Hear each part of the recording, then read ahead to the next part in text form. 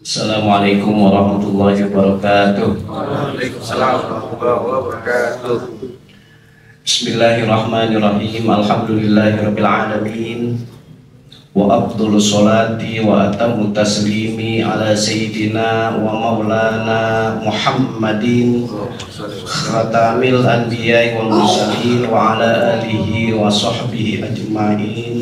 Rabbi shrah li sadri wa yassir li amri wahlul 'uqdatam min lisani yafqahu qawli wala haula wala quwwata illa billahil aliyyil azim. Amma ba'du. Hadirin Bapak-bapak, saudara-saudara, juga ibu-ibu jamaah Masjid PSI yang berbahagia. Alhamdulillah, pada waktu yang baik ini, di tempat yang mulia, Allah mentakdirkan kepada kita dengan takdir yang baik. Kita masih bisa bertemu lagi, kita bisa bersilaturahim, tentu beribadah dengan harapan mudah-mudahan niatan baik kita, amal soleh kita, termasuk silaturahim pada siang hari ini, semuanya ibadah kita diterima oleh Allah Subhanahu wa Ta'ala. Salawat serta salam semoga tetap tercurahkan dari junjungan kita Nabi besar Muhammad Sallallahu Alaihi Wasallam. Bapak saudara yang kami muliakan, kemarin saudara kita, saudara Agung, hubungin saya, dan kebetulan untuk tema kali ini secara ringan saja tentang masalah sholat berjamaah. Bapak-bapak, saudara-saudara, ini saya berpatokan ada kitab namanya Kitab Bulughul Maram. Kitab Bulughul Maram ini dikarang oleh Imam Ibnu Hajar Al-Asqalani, dan Imam Ibnu Hajar Al-Asqalani itu Syafi'i madhab. Beliau adalah yang bermadzhab Syafi'i. Berarti kitab ini adalah kitab karangan ulama dari Ahlus Sunnah wal Jamaah. Itu singkat tentang Kitab Bulughul Maram. Kemudian di dalam Kitab Bulughul Maram ini ada bab tentang masalah sholat berjamaah, dan itu salah satu hadisnya ini dikutip oleh Imam Ibnu Hajar Al-Asqalani, wa an Abi Hurairah radhiyallahu anhu. Hadis ini datangnya dari sahabat Nabi yang bernama Abu Hurairah. Qala Nabi sallallahu alaihi wasallam, "Idza sami'tumul iqamah famshu ila sholati wa 'alaikumus sakinah wal waqar wa la tusri'u fama adraktum fasallu wa ma fatakum fatimu." Muttafaqun alaih. Bapak-bapak, saudara-saudara, hadis ini datangnya dari sahabat Nabi yang bernama Abu Hurairah, dan hadis ini muttafaqun alaih. Muttafaqun alaih itu cara ngaji ilmu hadis adalah diriwayatkan oleh Imam Bukhari dan diriwayatkan oleh Imam Muslim. Teori saja dalam ilmu hadis, kalau diriwayatkan oleh Imam Bukhari saja sudah sahih, diriwayatkan oleh Imam Muslim saja sudah sahih, apalagi kalau hadis itu diriwayatkan oleh dua imam besar ilmu hadis ini. Cuma saya nggak bilang aja hadis ini hadis yang sahih banget ya. Nah, itu salah satu maksud kata-kata muttafaqun alaih. Bapak-bapak, saudara-saudara, kata Nabi kita Muhammad sallallahu alaihi wasallam, "Idza sami'tumul iqamah," apabila kalian mendengar iqamah. Sedikit tentang bahasa Arab, rumus secara ngaji ilmu nahwu secara spesifik, secara khusus begini. Kalau di Al-Quran, kalau di hadis ada lafaz idza itu diartikan bila atau apabila. Maka setelah lafaz idza ada fi'il madi. Fi'il madi itu perkara yang sudah lewat atau perkara yang sudah lampau. Tapi kalau fi'il madi didahului dengan lafaz idza, maka fi'il madi yang artinya lampau berubah jadi mustaqbal atau berubah menjadi mudhari. Berarti idza diartikan bila, kemudian sami'tum itu fi'il madi, asalnya sudah mendengar. Tapi karena kemasukan idza maka diartikan apabila kalian sedang atau akan mendengar.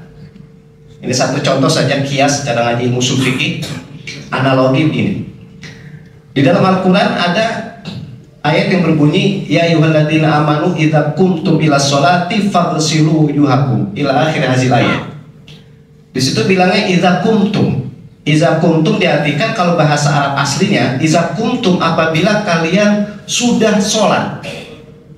Faghsilu wujuhakum, berwudulah. Kalau mengartikan bahasa Arab apa adanya, berarti kita disuruh sholat dulu baru wudu.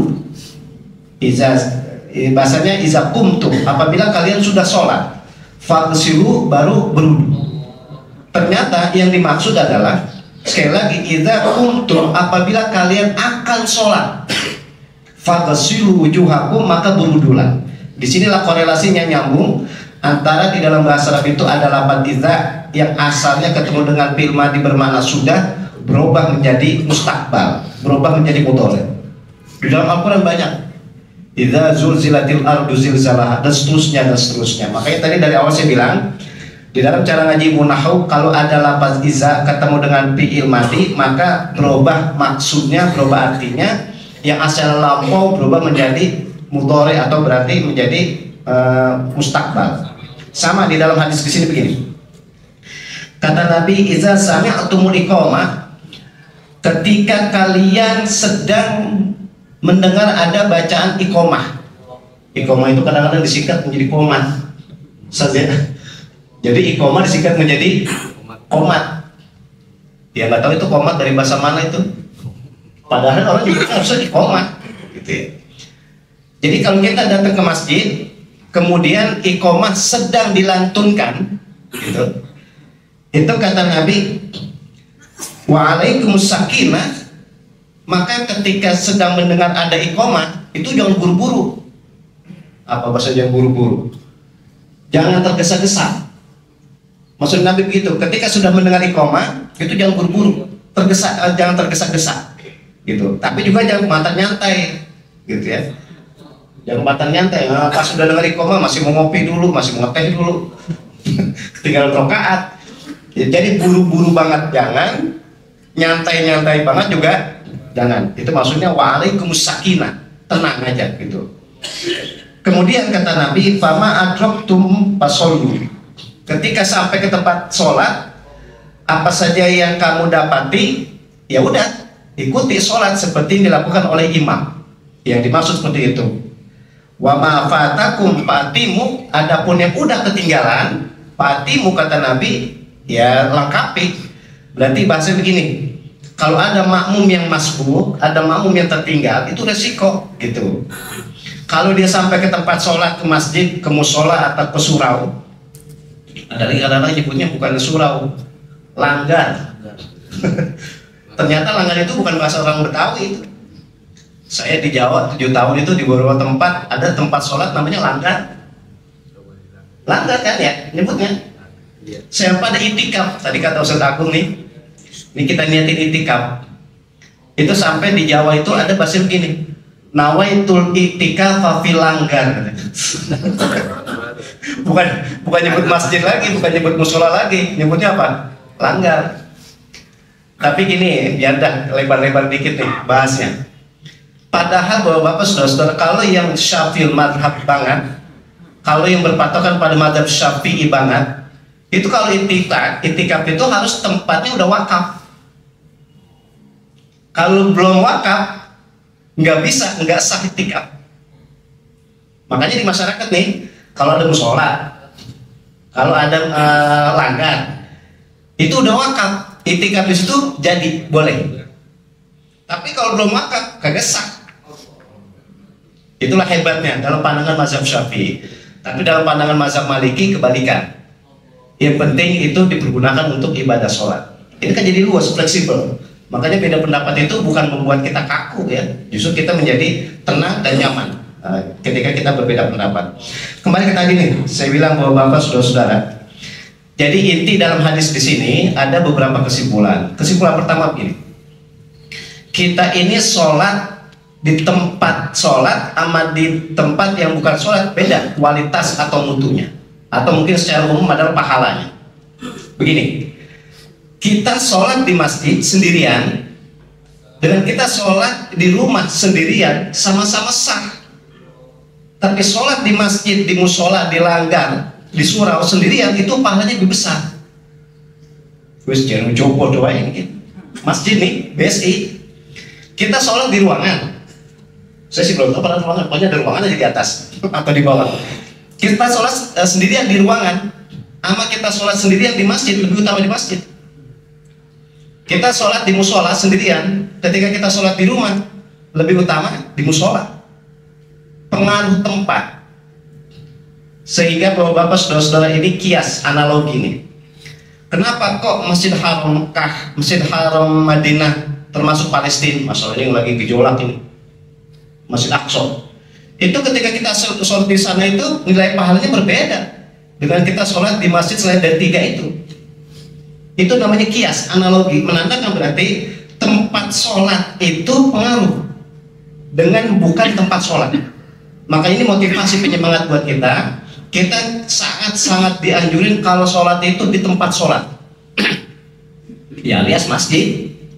Di sini membedakan berarti kalau orang sholat sendirian di rumah dengan orang sholat sendirian di masjid beda pahalanya. Saya nyebutnya sendirian, belum berjamaah gitu. Ini baru sendirian aja udah berbeda. Kalau jamaah lain lagi. Nah ini makanya tadi saya bilang kesimpulan pertama, kita sangat dianjurin kalau sholat itu di tempat sholat. Sampai cara fikihnya secara mendalam begini. Kalau Anda sholat berjamaah di rumah dengan orang sholat berjamaah di masjid, ya beda lagi pahalanya. Sendirian berbeda, jamaah juga berbeda.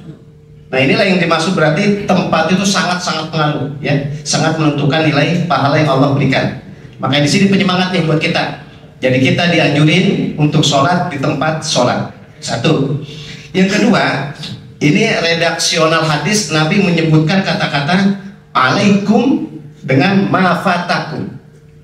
Dalam bahasa Arab itu kalau domir kum itu menandakan domir jamak mukhatab mudzakkar. Kum. Kalau kunna itu domir mukhatab jamak muannats untuk perempuan. Untuk orang perempuan itu kunna. Tapi kalau orang laki kum. Assalamualaikum laki-laki. Kalau perempuan assalamualaikum. Nah ini buat ngingetin doang nih. Tapi menariknya begini, Bapak-bapak saudara-saudara. Di dalam bahasa Arab, kalau ada lafaznya laki-laki, perempuan ikut. Wis jangan ujung melo. Saya ulang, kalau lafaznya laki-laki, perempuan ikut. Tapi kalau lafaznya perempuan, laki-laki nggak ikut. Makanya kalau kebetulan kita mengucapkan salam pada orang laki, assalamualaikum. Kita ucapin salam buat orang perempuan sama, alaikum boleh juga. Padahal kalau mau secara spesifik, secara khusus spesifik, orang perempuan itu kunna. Kita bilang orang laki assalamualaikum, orang perempuan assalamualaikumna. Tapi nggak begitu kan? Kita bilang assalamualaikum pada orang laki assalamualaikum, sama orang perempuan bilangnya assalamualaikum. Itu menandakan secara bahasa Arab, kalau lapasnya laki-laki, perempuan ikut. Tapi kalau lapasnya perempuan, laki-laki nggak ikut. Makanya ketika perintah puasa, salah satu contoh, ya ayyuhalladzina amanu kutiba alaikumusiyam. Lagi-lagi alaikum, diwajibkan kepada kalian semuanya berpuasa. Lapasnya alaikum buat laki-laki. Jangan dipahami begini, kata orang perempuan, itu lapasnya buat orang laki-laki doang. Nggak ada gunanya, enggak. Rumus bahasa Arab itu main. Kalau lapasnya laki-laki, perempuan ikut. Tapi dibalik, kalau lapasnya perempuan, laki-laki nggak ikut. Itu rumus sudah. Makanya di sini diartikan wa'alaikum, diartikan laki-laki dan perempuan. Berarti kesimpulan yang kedua sini bahwa Bapak saudara-saudara, kita tadi satu kesimpulan, sholat itu yang paling utama di tempat sholat, di masjid lah secara khusus. Yang kedua, sholat itu sangat-sangat dianjurkan itu sholat berjamaah. Nah, berjamaah inilah yang salah satu materi yang lebih khusus pada siang kali ini. Jadi berjamaah itu sangat dianjurin. Dan ternyata ketika sholat berjamaah itu sebetulnya rumusnya, simbolnya adalah ketika kita berjamaah itu semakin sama ketika kita beribadah kepada Allah Subhanahu wa Ta'ala. Kenapa saya bilang sama? Begini, kita kalau sholat berjamaah, semakin banyak orang yang sholat berjamaah, kita semakin kuat bahwa kita dalam beribadah itu sama, tujuannya itu nyembah kepada Allah Subhanahu wa Ta'ala. Makanya ciri khas sholat berjamaah itu adalah menghadap kiblat. Kemarin kebetulan hari Minggu saya ngisi ceramah di Masjid Imam Bonjol, daerah Pulau Kelabu, Komplek AL. Saya bilang begini, ini saya ungkapkan di sini juga bahwa Bapak saudara-saudara, ketika kita sholat berjamaah, kemudian kita menghadap kiblat, itu semakin kuat keukhuwan kita, semakin kuat persaudaraan kita, semakin memantapkan kalau kita beribadah hanya kepada Allah Subhanahu wa Ta'ala saja. Makanya sebetulnya ketika kita sholat itu bukan semuanya menghadap barat. Sekali lagi, kita sholat itu semuanya bukan menghadap ke barat. Itu secara geografis aja, kebetulan Indonesia kita nih, Mekah itu ada di barat, makanya semuanya menghadap barat. Tapi kalau ada kawan-kawan kita dari Timur Tengah, dari Syria, dari Palestina, itu ketika menghadap kiblat itu bukan ke barat, bahkan kebalikan, ke timur. Dari Yaman, dari negara lain, itu ada yang menghadap ke selatan, ada yang menghadap ke utara. Berarti intinya, ketika kita sholat, apalagi kalau sholat berjamaah, itu salah satu keuntungannya, keindahannya adalah ketika kita ibadah itu sama-sama menghadap kepada Allah Subhanahu wa Ta'ala, sama gitu. Nah, itu dimaksud bahwa salah satu hikmat ketika kita sholat berjamaah selain dari pahala adalah ada keseragaman, ada persamaan ketika kita ibadah itu hanya kepada Allah Subhanahu wa Ta'ala. Sehingga secara khusus banget dalam pandangan mazhab Syafi'i, kita kalau sholat menghadap kiblat itu sebetulnya bukan muka, bukan muka. Yang aslinya menghadap kiblat itu badan. Makanya ketika kita tahu orang-orang ketika tawaf itu, ini ada lebih biar sempurna lagi. Tawaf itu kadang ada salah kaprah. Ketika orang tawaf, ini saya contohin, ini Ka'bah aja deh. Ketika orang tawaf di Ka'bah, itu sebetulnya bukan mukanya yang arah ke Ka'bah. Bukan lagi tawaf gini, melihat Ka'bah, bukan. Sebetulnya fisiknya, badannya menghadap ke Ka'bah gitu. Makanya tadi saya bilang salah kaprah ini, tapi mudah-mudahan ini karena ketidaktahuan aja. Jadi tawaf itu kan perputarannya beda, berkebalikan. Umumnya kita itu kalau muter ngencengin apa-apa kan ke kanan. Itu disimbolkan kehidupan dunia. Tapi ketika orang tawaf itu muternya ke kiri. Itulah kebalikan, kontradiksi. Berarti ketika kita tawaf menghadap ke beloknya, apa istilahnya, beloknya muternya ke kiri, itu menandakan untuk kehidupan akhirat. Dan yang tadi saya mau teruskan, ini kaitan dengan kiblat. Ketika orang tawaf itu sebetulnya bukan mukanya yang lihat Ka'bah, akan tapi fisiknya, badan yang menghadap Ka'bah. Jadi ketika muter itu semuanya menghadap ke Ka'bah. Ini korelasinya nyambung ke tadi, bahwa ketika kita sholat itu menghadap kiblat sebetulnya bukan muka, aslinya adalah badan. Disinilah yang menarik bahwa Bapak saudara-saudara, ketika kita sholat itu menghadap Ka'bah itu, menghadap kiblat itu sebetulnya bukan fisik, akan tapi batin. Makanya secara geografis tadi saya bilang, orang sholat itu kalau diukur biar lempeng banget sama Ka'bah, nggak bakal lempeng, nggak bakal lempeng. Makanya nyebutnya dalam Al-Quran, fawalli wajhaka syatral masjidil haram. Redaksinya syatr, syatr itu arah. Nah inilah bahwa Bapak saudara-saudara, berarti ketika kita sholat ini menghadap barat itu bukan berarti Allah ada di Ka'bah. Ini simbol saja. Semakin banyak kita sholat berjamaah, semakin mantap ukhuwah kita, semakin mantap kebersamaan kita ketika kita menyembah hanya kepada Allah Subhanahu wa Ta'ala. Itu simbol ketika kita sholat berjamaah. Sekali lagi bahwa Bapak saudara-saudara, ini kesimpulan yang selanjutnya, berarti ketika kita sholat berjamaah itu menandakan adanya kebersamaan kita dalam kebersamaan yang kita sembah juga sama, yaitu Allah Subhanahu wa Ta'ala. Yang ketiga, kesimpulan dari hadis kesini begini, kita itu sholat kalau jadi imam dengan jadi makmum itu ada beda sedikit. Kalau kita sholat jadi imam, selain sholat Jumat, imam enggak wajib bilang imaman, tapi kita nih makmum wajib bilang makmuman. Itu bedanya di situ. Kayak tadi kita sholat zuhur, Ustaz Fadlul Razi kan jadi imam, beliau nggak berhak, apa sebenarnya bukan nggak berhak, nggak wajib, kan kebalikan antara hak dengan kewajiban. Jadi imam itu kalau sholat zuhur, asar, maghrib, isya, subuh nggak wajib bilang imaman.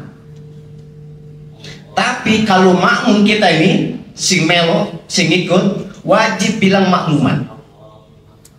Usolli fardhu zuhri al-barakatin mustaqblati adaan makmuman. Jadi wajib bilang makmuman. Tapi ada satu sholat seatu-atunya, ini pakai bahasa saya nih, pakai bahasa orang Betawi ini. Seatu-atunya imam itu ketika sholat wajib bilang imaman, itu sholat Jumat doang. Makanya kalau sholat Jumat, imam wajib bilang imaman. Kalau makmum, jangankan sholat Jumat, sholat waktu aja wajib bilang makmuman. Makanya bahasa saya tadi biar gampang. Kalau sholat waktu, makmum itu wajib bilang makmuman. Tapi kalau imam, selain sholat Jumat, nggak wajib bilang imaman. Penyebabnya cuma satu. Kalau sholat 5 waktu, boleh dikerjain berjamaah, boleh dikerjain sendiri. Kan teori begitu. Kalau sholat sendiri, sholat zuhur boleh. Sholat zuhur jamaah lebih afdol. Contoh lagi, sholat maghrib sendiri boleh. Sholat maghrib berjamaah lebih afdol. Berarti sholat yang 5 waktu itu sendiri boleh, jamaah afdol. Tapi kalau sholat Jumat sendiri kagak bakalan sah. Harus jamaah. Makanya imam pun wajib bilang imaman. Inilah yang membedakan bapak-bapak, saudara-saudara, antara sholat Jumat dengan sholat 5 waktu yang lain. Baik, kembali ke tadi di sini, kesimpulan selanjutnya adalah bahwa apa saja yang dikerjakan oleh imam, makmum wajib ngikut, gitu maksudnya. Maka bahasa Nabi sini, wama adroktum pasollu, wama fatakum patimu. Kita sampai ke masjid, kita sampai ke musola, kita sampai ke surau pelanggar tadi. Ternyata imam beserta jamaah yang lain lagi sujud. Kalau kita mau ikut sujud, silakan sujud. Atau kita sampai ternyata imam lagi ruku, ya kita ikut ruku. Maksudnya begitu. Yang bedainnya, kalau kita sampai ternyata imam lagi ruku, kemudian kita takbir dan langsung ikut ruku, kita bersama imam mendapat rakaat. Jadi kita sampai nih, imam lagi ruku, kita ikut langsung ruku. Kita berarti mendapat rakaat bersama imam. Tapi kalau imam sudah bilang sami Allahu liman hamidah, bahkan imam sudah sujud, kita takbir kemudian ikut sujud, kita tetap statusnya jamaah. Cuman nggak dapat rakaat bersama imam. Jangankan imam lagi sujud, imam lagi tahiyat. Lagi tahiyat, kita sampai, kita ikut tahiyat, kita mendapat status jamaah, tapi tidak mendapat rakaat bersama imam. Itu yang satu membedakan. Salah satu yang membedakan antara ketika kita sholat berjamaah mendapat rakaat bersama imam atau sudah tidak mendapat rakaat bersama imam. Berarti kesimpulan yang ketiga di sini kembali, apapun yang dilakukan oleh imam kita kerjain. Ya, imam tadi ruku kita ruku, imam sujud kita sujud. Cuma satu tadi saya bilang bedainnya, mendapat rakaat bersama imam atau tidak mendapat rakaat bersama imam. Yang terakhir, bapak-bapak, saudara-saudara, kesimpulan hadis di sini begini, fa'atimu wa ma fatakum patimu. Kalau tertinggal, terlambat, ketika imam mengucapkan salam, ya kita terusin, patimu, kita sempurnain. Contoh sholat zuhur, kita sampai ternyata imam lagi tahiyat awal atau tahiyat pertama, berarti otomatis kita kurang 2 rakaat. Maka setelah imam mengucapkan salam, kita melanjutkan atau patimu, kita sempurnakan, kita lengkapi 2 rakaat lagi. Jadi maksudnya patimu situ, berapa rakaat ketika kita tertinggal setelah salamnya imam, maka kita meneruskan atau menyempurnakan 2 rakaat lagi. Yang bedanya, ini banyak bedanya nih bapak-bapak, saudara-saudara, cara ngaji fikih. Kalau kita sholat zuhur terlambat 2 rakaat, setelah imam salam kita nambah 2 rakaat doang. Kita sholat maghrib 3 rakaat, kita sampai ternyata imam udah rakaat yang ketiga. Ketika imam salam, ya kita ngulang, sama juga ngulang 3 rakaat. Atau kita sholat asar, entah insya Allah, sholat asar kita terlambat 1 rakaat. Berarti ketika imam salam kita nambah cuma 1 rakaat, sesuai dengan kurangnya. Tapi khusus untuk sholat Jumat, makanya saya korelasi terus ini, saya nyambung-nyambung dengan sholat Jumat. Karena ciri khasnya jamaah itu sholat Jumat. Karena sholat Jumat itu nggak bisa dilakukan sendiri. Kalau ada orang terlambat 1 rakaat di sholat Jumat, 1 rakaat nih, ketika imam mengucapkan salam, dia nambah 1 rakaat lagi. Tapi kalau di dalam sholat Jumat terlambat 2 rakaat, setelah imam salam, dia sholatnya bukan 2 rakaat lagi, akan tapi 4 rakaat. Makanya kalau terlambat sholat Jumat 1 rakaat, mendingan. Ini pakai bahasa saya nih, mendingan. Kalau terlambat 1 rakaat, mendingan. Namanya 1 rakaat. Tapi kalau terlambat 2 rakaat, ya jadi sholat 4 rakaat. Ya lagi sholat Jumat apa ketinggalan 2 rakaat, ya ngapain itu? Kebangetan. Itu bedanya tuh antara terlambat sholat Jumat dengan sholat yang biasa. Itulah yang dalam bahasa fikih disebut sholat wala nawa, sholatnya 4 rakaat tapi nggak diniatin 4 rakaat tadi waktu niat. Nawa wala sholat, niatnya sholat Jumat 2 rakaat tapi nggak dikerjain 2 rakaat, akan tapi menjadi 4 rakaat. Itulah kaidah yang sangat penting dan ini sangat terkenal dalam fikih, sholat wala nawa, nawa wala sholat. Oleh karena itu bapak-bapak, saudara-saudara, tadi saya bilang bahwa sholat jamaah itu ciri khasnya adalah sholat Jumat. Kenapa? Itu tadi, kalau sholat yang lain bisa dilakukan sendiri, bisa dilakukan berjamaah itu lebih afdal. Tapi sholat Jumat kudu harus dilakukan secara berjamaah. Lagi ada orang sholat Jumat sendirian, aneh. Emang makanya nyebutnya Jumat begitu. Sehingga dalam bahasa Arab, di dalam bahasa Arab nyebut Jumat itu boleh 3 macam. Jumat itu boleh nyebutnya Jumat, jadi mimnya mati apa? Sukun ya, Ustaz ya. Nyebutnya mati atau sukun, Ustaz? Sama aja. Boleh nyebut Jumat. Yang kedua boleh nyebut Jumaat. Jumaat. Jadi mimnya patah ya. Yang ketiga mimnya domah. Jumuat. Boleh 3 macam itu. Jumat, Jumaat, Jumuat. Boleh. Dan artinya sama, kumpul. Oleh karena itu ciri khas sholat Jumat itu ya harus berjamaah gitu ya. Baik bapak-bapak, saudara-saudara, ini intinya yang saya kemukakan pada siang kali ini buat ngingetin aja ya. Dan ini memang rutinitas dalam satu sisi ya, jadi motivasi. Jadi kita pengen sholat di tempat sholat, itu maksud saya. Jadi kita usahakan sholat di tempat sholat, mau sendiri kek, apalagi berjamaah gitu. Itu maksud seperti itu. Yang kedua, ketika kita sholat, ini sebetulnya semakin berjamaahnya banyak, itu menandakan ada keseragaman. Ada keseragaman bahwa yang kita sembah itu hanya Allah Subhanahu wa Ta'ala saja. Itu begitu. Oh, si Anu seragam, sholat sama kita, si Anu, dan sebagainya. Itu menandakan berarti kita ketika sholat itu ya nyembah pada Allah Subhanahu wa Ta'ala saja. Itu tadi ya salah satu hikmatnya sholat berjamaah gitu ya. Baik bapak-bapak, saudara-saudara, ini secara umum yang dapat saya sampaikan yang berkaitan dengan keutamaan sholat berjamaah. Dan itu tadi ya secara singkat yang berkaitan tentang kesimpulan-kesimpulannya. Tentu saya persilakan, mungkin ada yang bertanya, saya persilakan. Baik, sholat berjamaah. Baik, silakan. Bismillahirrahmanirrahim. Assalamualaikum warahmatullahi wabarakatuh. Waalaikumsalam. Ustaz ingin bertanya. Baik. Tadi kan ada yang dimaksud dengan masbuk. Secara implementasi masbuk itu, seseorang dikatakan masbuk itu yang seperti apa, Ustaz? Apakah dia ketinggalan saat misalkan sholat maghrib membaca Al-Fatihah gitu ya, terus dia datang, dia baru amin gitu ya, setelah itu dia datang, setelah itu dia ikut gitu ya, apakah itu dikatakan masbuk? Yang kedua, di saat kita sholat berjamaah, di akhir itu kan ada salam. Salam itu ada 2. Assalamualaikum warahmatullahi wabarakatuh. Kiri kanan ya. Dimana seseorang bisa lepas ikut berjamaah gitu ya. Artinya apakah di salam pertama atau ikut salam kedua. Terkadang ada misalkan bisa jadi ada yang langsung salam juga tuh, bahkan ada yang langsung, sedangkan imam baru salam sebelah kanan, dia udah sebelah kiri gitu. Nah itu batasannya di mana dia dianggap berjamaah. Itu aja Ustaz. Terima kasih. Assalamualaikum warahmatullahi wabarakatuh. Jawab dulu ya. Baik. Bapak-bapak, saudara-saudara, ini yang tadi saya maksud, ini harian kita ya, harian kita. Makanya saya nyebutnya mengingatkan aja. Gini teorinya. Masbuk itu intinya adalah yang tertinggal rakaat bersama imam.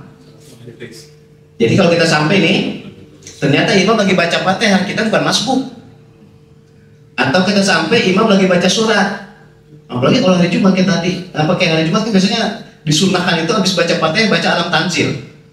Alam Tanzil berapa ayat itu? Kita ngopi juga keburu itu. Iya.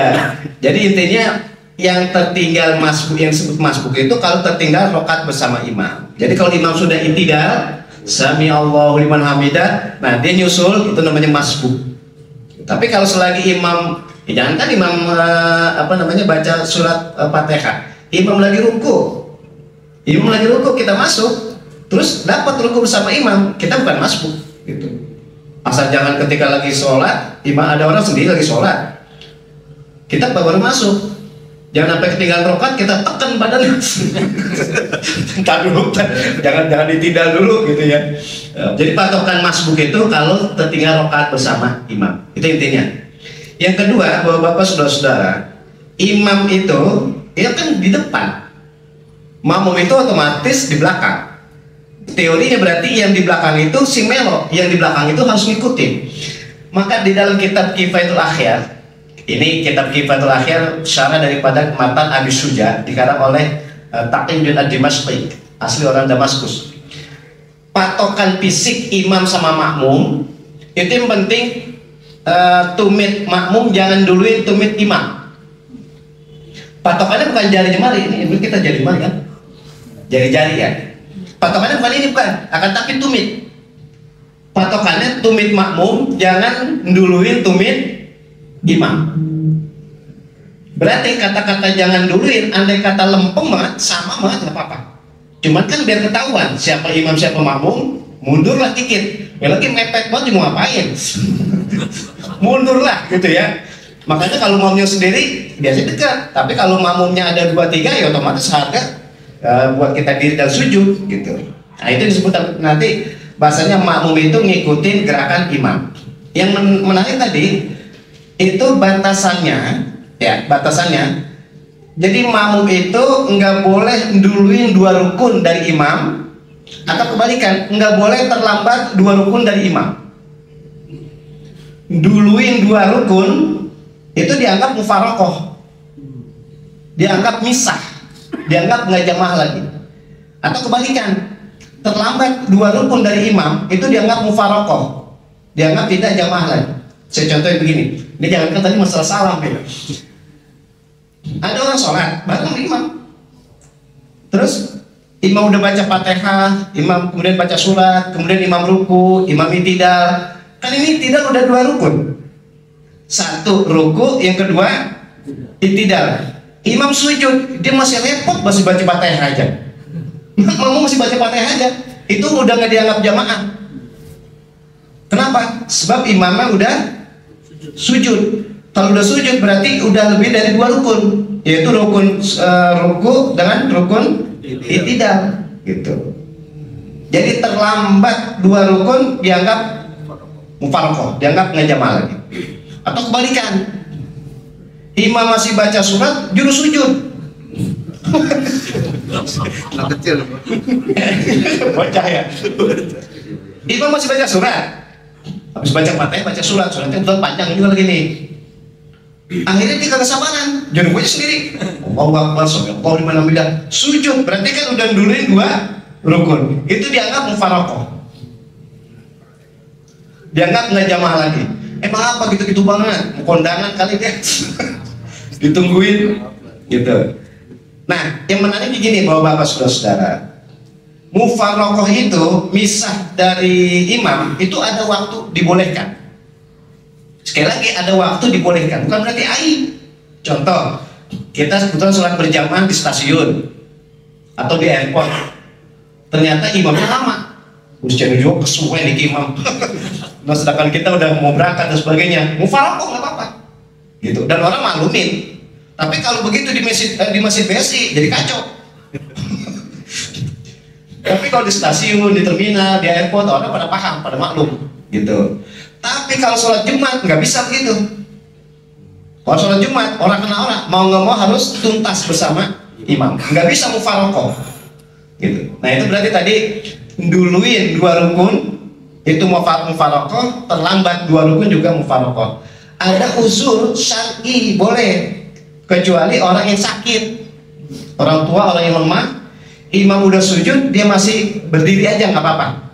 Jadi biasanya kalau terawih nih, kebetulan imamnya model kereta Wus yang Jakarta Bandung, imamnya itu. Nah kebetulan orang di belakang orang sakit, orang tua, itu lambat nggak apa-apa karena ada uzur syar'i. Jadi intinya begitu, menduluin dari imam 2 rukun atau terbelakang 2 rukun itu dianggap mufarokoh. Nah termasuk tadi salam, tanda selesainya sholat itu sebetulnya ketika salam ke kanan doang. Assalamualaikum warahmatullah, udah selesai sholat. Ke kiri itu sunnah, gitu. Makanya patokannya kalau orang sholat salam 2 kali, yang rukun ke kanan 2. Makanya jangan heran kalau ada imam Assalamualaikum warahmatullah, yang ke kiri kan kedengeran. Cuman makmum patokannya kalau salam 2 kali pakai suara keras, yang kedua ditungguin malah. Mana salam yang kedua ini? Padahal yang kiri ya, padahal yang ke kiri itu sunnah gitu. Ya cuman kan yang sunnah juga kalau nggak dikerjain kan jadi masalah. Ditungguin. Tapi ini begitu cara fikihnya, yang ke kanan rukun, yang ke kiri sunnah gitu ya.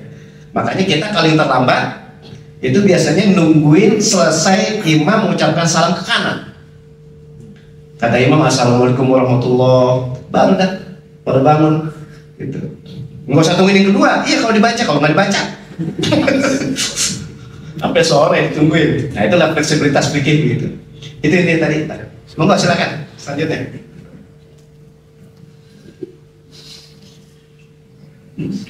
Assalamualaikum warahmatullahi wabarakatuh. Waalaikumsalam warahmatullahi wabarakatuh. Bahagia sekali siang ini bisa bertemu dengan Pak Ustadz. Semoga Alhamdulillah. Pak Ustadz senantiasa sehat, bisa memberikan tausiah untuk masa yang akan datang. Amin.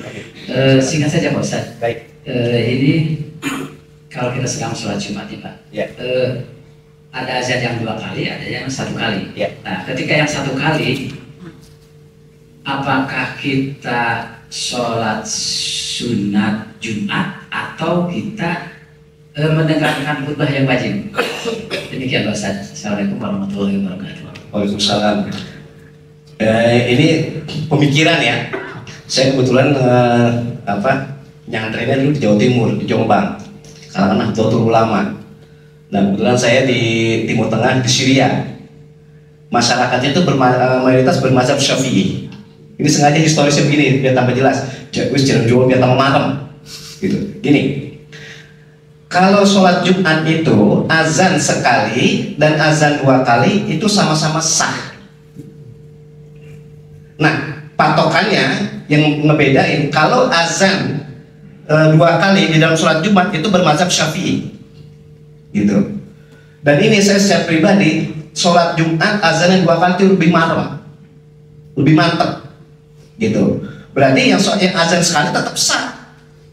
Makanya sholat Jumatan di muazan sekali kek, di muazan 2 kali kek, sama-sama sah. Yang belum benar tinggal sholat Jumat.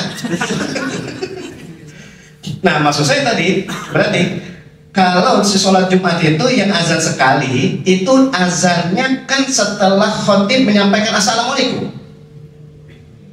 kan gitu. Azan sekali nih, itu berarti azannya setelah khotib menyampaikan assalamualaikum, udah di mimbar. Gitu. Makanya ketika azan selesai, khotib menyampaikan khutbahnya. Nah ini nih nggak sangat dianjurin sholat sunat. Lah khotib lagi ngomong dia sholat sunat. Gitu. Iya kalau khutbahnya lama, kalau khutbahnya sebentar, khutbah selesai dia selesai sholat sunat. Kapan jadi khutbah? Nah ini teorinya. Makanya kalau azan pertama itu maksud saya kalau azan sekali berarti nggak ada sholat sunat setelah khotib menyampaikan assalamualaikum, gitu. Nah di teori ini di kotak-katik ini saya sampaikan di beberapa tempat ini yang azan sekali di kotak-katik begini dah katanya. Jadi kan ada MC, kata MC, bahwa bapak saudara-saudara ini udah masuk waktu zuhur, sebelum azan nanti saya persilahkan pada sholat sunat. Lah pada kagak mau sholat sunat, pada kagak mau. Kenapa? Orang ciri khasnya sholat sunat itu habis azan. Lah ini azan belum disuruh sholat sunat. Kalau kata orang Betawi jebangkeng, dibersih keras, nungguin azan dulu. Azan selesai baru dia sholat, kan jadi kacau. Khotib disampaikan malah dia sholat sunat.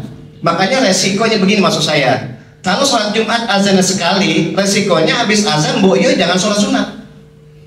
Itu kalau khotibnya emosian itu. Kalau khotibnya rumahnya temperatur tinggi, habis azan dia pada sholat disuruh berhenti sama dia.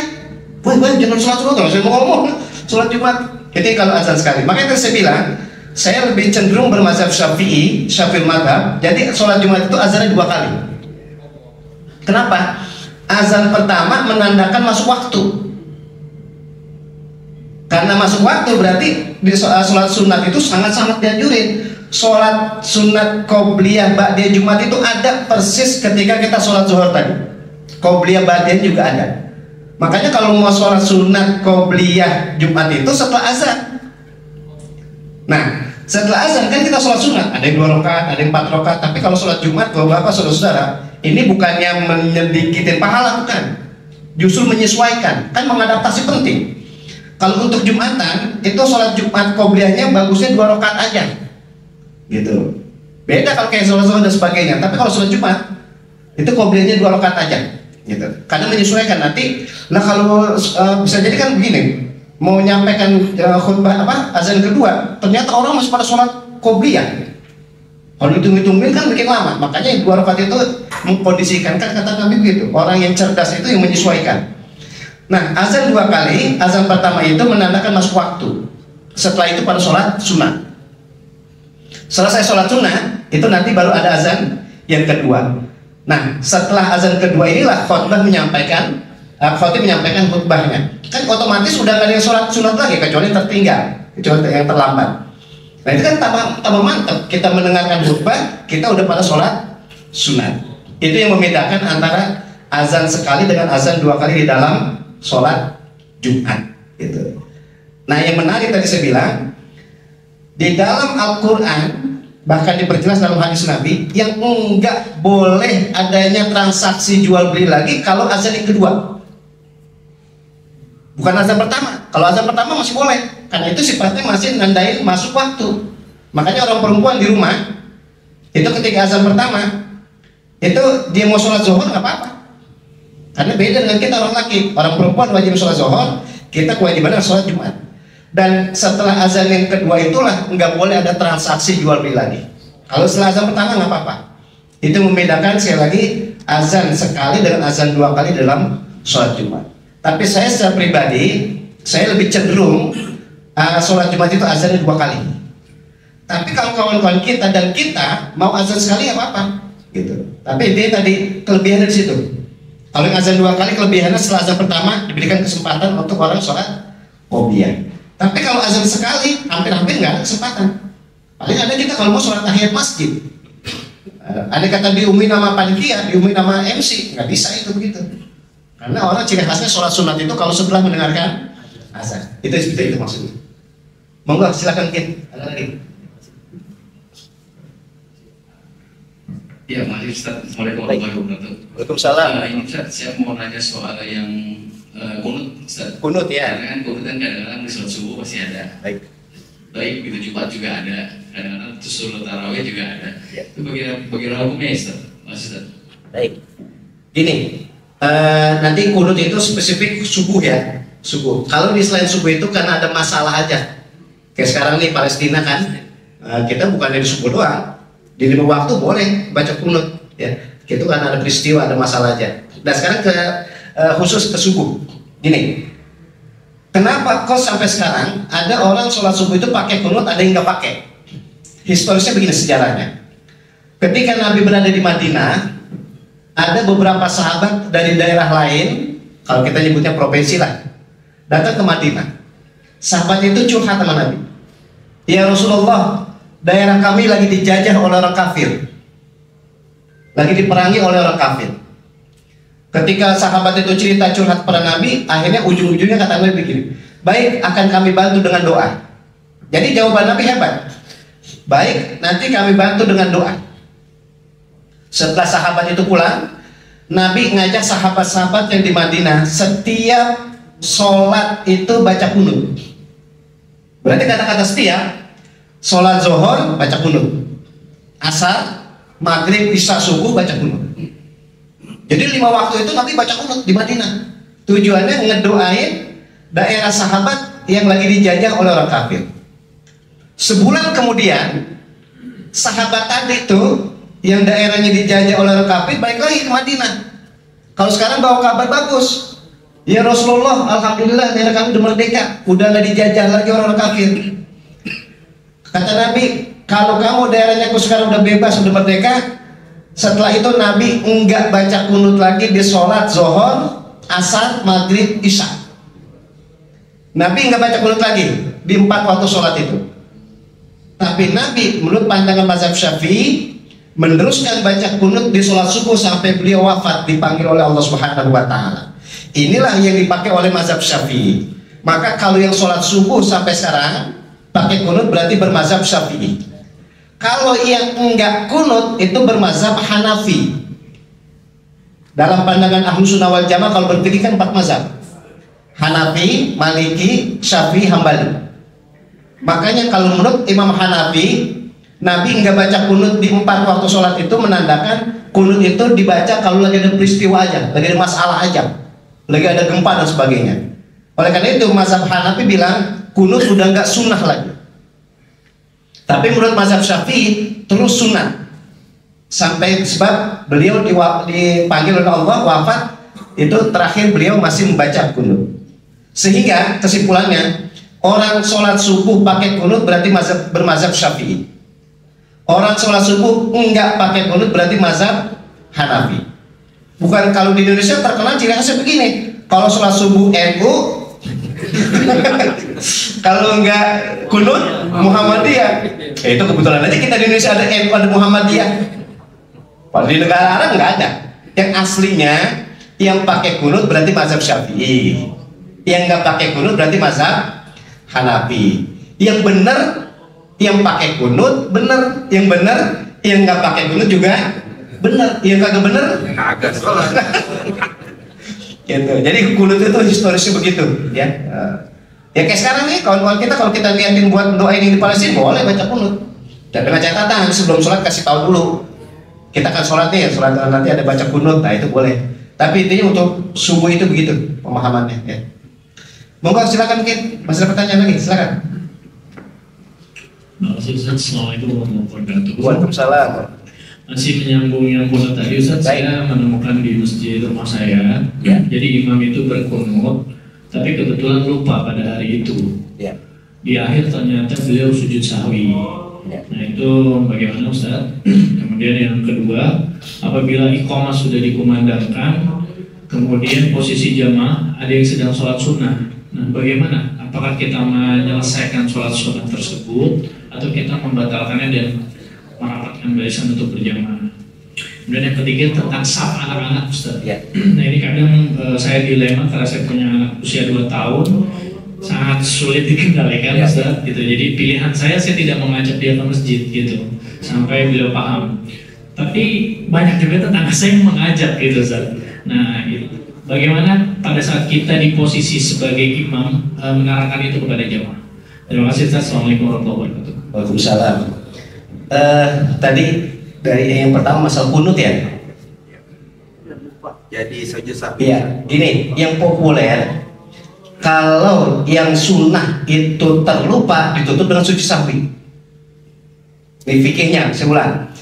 Jadi kalau yang sunnah terlupa itu dianjurkan sujud sahwi. Yang terkenal sunnah itu adalah tahiyat pertama sama kunut. Kayak kita sholat zuhur tadi nih, kan 2 kali tahiyat. Tahiyat pertama itu kan sunnah. Kalau lupa bisa ditutup dengan sujud sahwi. Kunut itu sunnah. Kalau terlupa ditutup dengan sujud sahwi. Redaksinya terlupa. Tapi kalau sengaja nggak kunut, nggak ada sujud sahwi. Ya namanya, ya jenengnya aja sahwi. Sahwi itu kan lupa, bukan sawi, bukan. Sahwi. Makanya karena lupa itu ada sujud sahwi. Berarti tadi kita udah biasa sholat subuh pakai kunut, terlupa sujud sahwi. Tapi kalau kita nggak biasa kunut, ya nggak usah sujud sahwi. Kecuali kalau kita jadi makmum, ternyata tadi maksudnya imamnya lupa, ya kita melok, kita ikut. Jangan kita apatis, jangan kita pakai ego. Saya kalau sholat subuh nggak pakai kunut, suatu saat imamnya baca kunut, ternyata imamnya lupa pada sujud sahwi, kita ogah. Emang apa ya? Dia sujud sahwi karena lupa yang sunnah. Enggak, kita ikut juga gitu. Itu jadi menariknya ya, sujud sahwi itu dilakukan kalau ada yang lupa. Tapi yang lupa itu yang sunnah. Yang populer adalah tahiyat awal sama kunut. Tapi kalau yang terlupa baca Fatihah, ya nggak bisa ditutup dengan sujud sahwi. Mau nggak mau harus diulang. Nah, ditambah berarti rakaatnya. Yang pertama ya. Yang kedua kemudian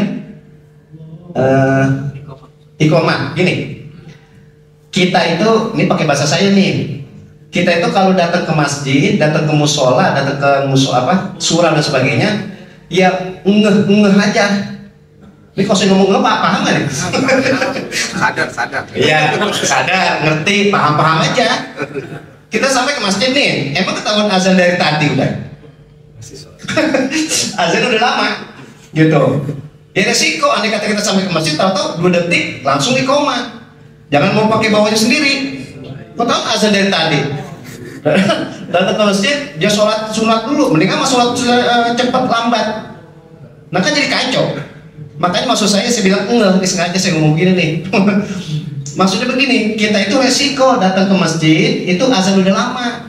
Daripada ntar kita sholat sunat pas di iqomah yang kita jadi batalin kan jadi kayak main-main ibadah. Mendingan jangan sholat sunat udah, gitu. Jadi memang dalam hadis dibilang kalau sudah diiqomahkan nggak ada sholat lagi. Jangan kalau bahasa saya jangan pakai lagu-lagunya. Lagi sholat sunat qobliyah iqomah jebatalin. Kan malaikat repot nyatetnya itu. Gitu. Jadi maksud saya kita risiko. Andai kata emang azan lama yang mau sholat sunat. Andai kata kita mau sholat sunat juga ternyata iqomah dibacakan, jangan dibatalin. Kita percepat aja. Luar kecepatan tinggi gitu kan. Kenapa? Oh, udah dimulai lo mau iqomah sholat, jangan dibalik. Udah dimulai sholat masih sholat sunat aja, lahir tinggal rakaat. Itu namanya masuk tadi. Jadi masuk ya. Iya. Mending kalau 1 rakaat, kalau 2 rakaat. Jadi menarik tadi pas gitu. Kalau kita sampai, kita kondisi kan apalagi zaman sekarang bagus kan? Kelihatan. Iya. Sudah mana yang ada angka-angka ya? Ini tadi. Oh, iya kan? Jadi kalau mau sholat kita lihat dulu, wah ini masih ada 4 menit nih, gitu kan situ. Kalau bahasa mana tinggal 35 detik, mendingan diri aja lah. Nah itu jadi maksud saya nggak usah dibatalin, gitu. Kalau mau diterusin. Terus yang ketiga ini masalah anak, ya. Ya sama, saya juga punya anak. Cuman anak saya udah di mana-mana sekarang udah. Artinya begini, ketika anak masih kecil, itu dibawa ke masjid bagus, dibawa ke musola bagus, diajak ke tempat sholat. Apalagi ketika diajak untuk berjamaah. Tapi singgowo, Jowo. Tapi yang bawa tanggung jawab. Jangan anak di rumah lagi bercanda, masjid. Ternyata sampai di masjid dia pindah main doang, dia bercanda di masjid. Orang tuanya tanggung jawab. Bawa ke masjid tanggung jawab, jangan sampai dia mengganggu orang lain. Jangankan orang lain, kita aja terganggu. Itu kita kalau perlu kita bawa pulang lagi. Gitu. Jadi intinya membawa anak masih kecil itu istilahnya ke masjid bagus, cuman kita kondisiin, jangan kita lepas. Apalagi kalau kebetulan anak ketika kita bawa ke masjid bukan dia berisik, bukan dia bercanda di samping kita, dia mudah mandir, jalan-jalan. Nah kan zaman sekarang bapak-bapak ya, kan rata-rata sekarang pada punya HP. Ada yang sholat, HP-nya taruh di depan, ada yang pakai kacamata, lagi sholat ditaruh di depan, ada bocah mudah mandir. Keinjak nih gitu. Khusyuk dah. Kalau sudah dia kagak liwat aja kita kagak khusyuk. Oh, pas saudara, kita nggak hipokrit nih. Kita sholat berjamaah belum tentu khusyuk. Nah, iya. Apalagi ada. Sampai lagi. Sebetulnya untuk khusyuk itu penjiwaan sholat itu sendiri. Kalau sholat sendiri itu lebih kita jiwai sholat. Tapi kalau orang berjamaah untuk khusyuk susah. Untung aja Nabi bilang sholat berjamaah itu 27 lipatan sama juga 27 kali sholat. Nah kita kalau sholat berjamaah susah untuk khusyuk. Apalagi udah di sholat kedua ketiga di depan pakai kaos. Ada tulisannya di depan pakai celana, pakai ya semuanya kita lihat. Kita mendingan dikit, apalagi orang perempuan. Karena orang perempuan sholat di belakang itu, jangan lihat bukan di mana-mana, dilihat kenanya. Ada rendahnya, gue pengen tanya takut disuruh sholat. Dia beli di mana nih?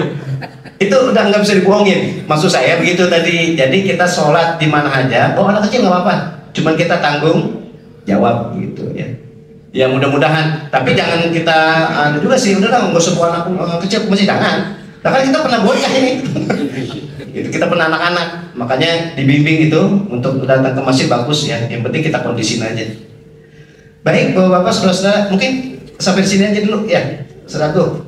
Ya, kita tutup dengan doa. Mudah-mudahan sekali lagi pertemuan kita mendapatkan keberkahan dari Allah Subhanahu wa taala. Bidirkaniyat al-Fatihah.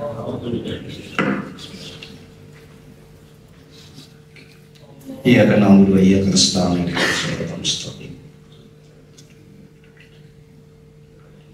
واعف عني كريم واعف عني كريم واعف عني مجيب السائلين اللهم أعنا على ذكرك وشكرك وحسن عبادتك اللهم اغفر لنا ذنوبنا ولوالدينا وارحمهما كما ربيانا صغارا اللهم انفعنا بما علمتنا وعلمنا ما ينفعنا وزدنا علما نافعا وعملا متقبلا برحمتك يا ارحم الراحمين فضلك له فيها سبحانك اللهم وتحية فيها سلام واخر دعواهم الحمد لله رب العالمين السلام عليكم ورحمة الله وبركاته.